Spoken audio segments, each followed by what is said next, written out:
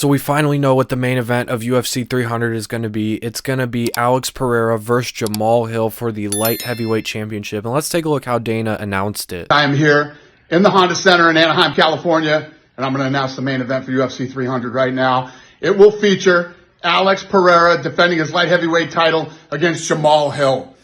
Bro, you can tell Dana was disappointed, maybe even a bit embarrassed to announce this as the main event. Now, don't get me wrong, this is an amazing fight, but it doesn't surprise me, and that's the problem. Dana was hyping up this fight so much, saying that when he announces this main event, it's gonna blow everyone away. He just said the other week that there needed to be a documentary filmed on him trying to put this main event together. I know what I'm trying to do.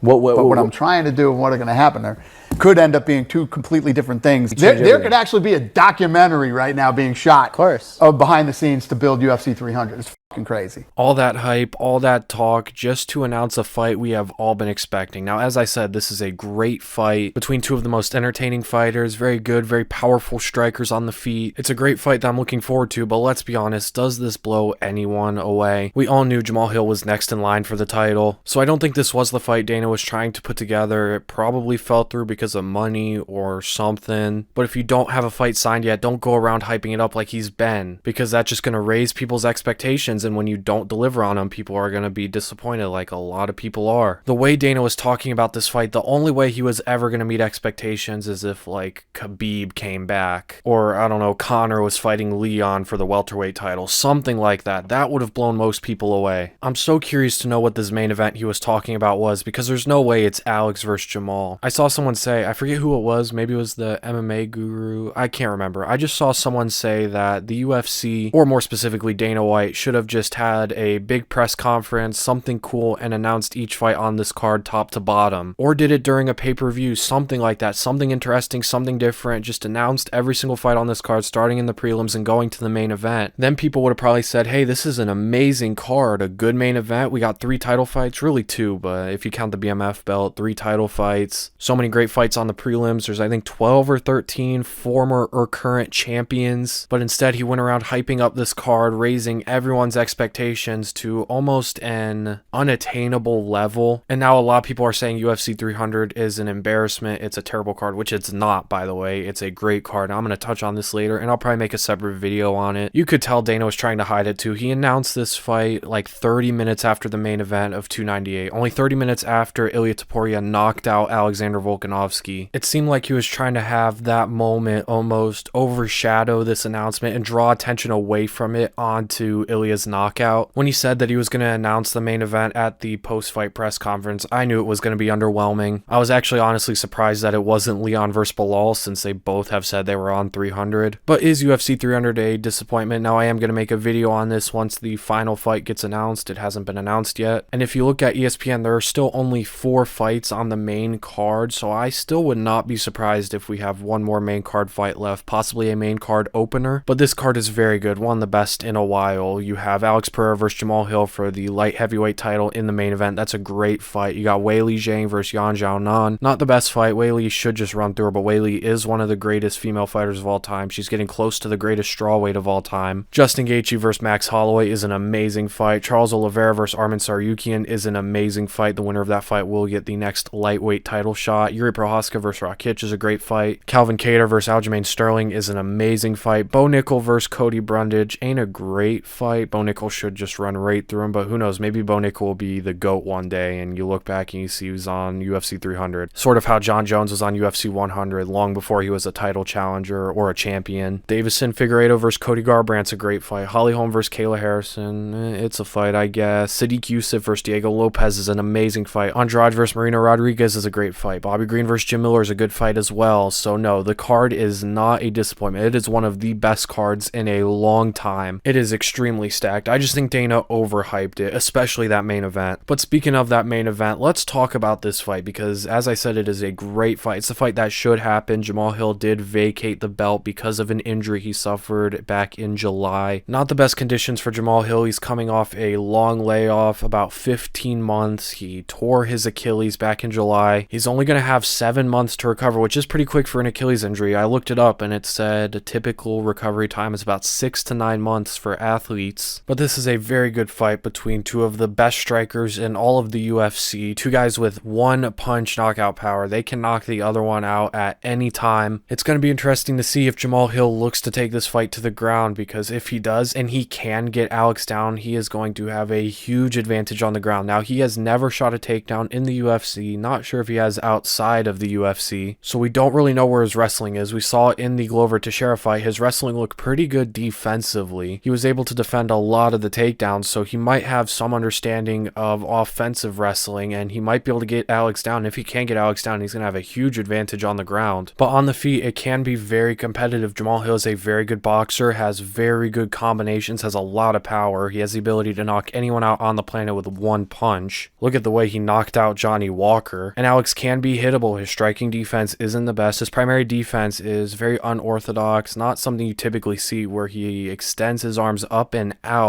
and then moves away, which could leave room for Jamahal Hill to catch him with that big left straight. They are also in opposite stances, so Alex's two best weapons, his left hook and his power leg outside leg kicks, are not going to be there. The left hook still will be there over the shoulder, but it's not the open side. It's going to be harder for Alex to pinpoint where to put that left hook. But the outside leg kicks won't be available to the power legs, so he's going to have to either use lead leg kicks or use the inside leg kick, which are generally not as effective as the outside leg kick. But the head kicks are also opened up for both guys. Jamahal Hill has very good, very sneaky head kicks. He used them against Glover Teixeira very well. But Pereira also has very good head kicks himself. He just doesn't use them too much. But in this fight, they're going to be open. In boxing range, Jamahal Hill is very dangerous, but so is Alex. Jamahal Hill is very hittable, arguably more hittable than Alex is. He does sometimes throw looping punches, which leave room for Alex to counter him. And he sometimes does get caught with his chin up in the air. We saw Thiago Santos catch him many times. But the difference between Thiago Santos and Alex Pereira is Alex is going to sit on his shots more than Thiago was. Thiago was leaning away, not really planted, which decreases a ton of power off the shots, whereas Alex always sits there, is always looking for counters, even when he's backed up against the cage. With them both being in opposite stances, Jamahal Hill in southpaw and Alex in orthodox, they're going to have to control the outside foot position. Controlling outside foot position is going to be key here in this fight. If Alex can keep control of that outside foot position, he can look for that right straight down the center line. I feel like the rest of Alex's punches get overlooked because of how good his left hook is, but Alex also has a very good right hand, and if he could set that up off his footwork, he could absolutely knock Jamahal Hill out. But the same thing can be said for Jamahal Hill. If Jamahal Hill can control that outside foot position, he can look for that left straight, which is one of his best punches, and he's knocked many people out with that punch time and time again. But as an early prediction,